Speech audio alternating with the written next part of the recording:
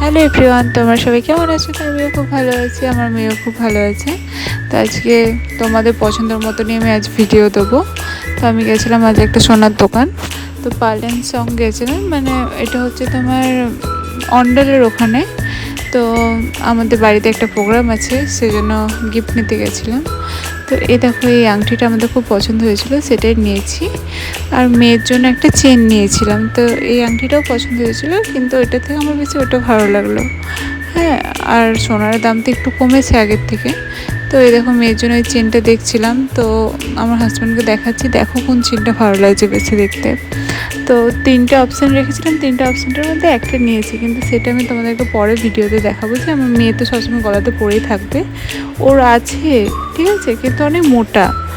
তারপর পায়ের নুপুর দেখলাম, তো আমার সেরকমভাবে পছন্দ হলো না। হ্যাঁ, তো আমি তোমাদেরকে দেখাবো যে আমার মেয়ে কোন চেনটা নিয়েছে ওই তিনটের মধ্যে। তো তারপরে আমাদের হয়ে গেল নেওয়ার পরে টাকা পে করে দিল আমার হাজব্যান্ড। করার পরে অনেক ছোটো ছোটো বাচ্চা ছিল কুকুরের, তো ওই বাচ্চাগুলোকে দুটো বিস্কুট খাইয়ে পরে আমরা ওখান থেকে বেরিয়ে গেলাম।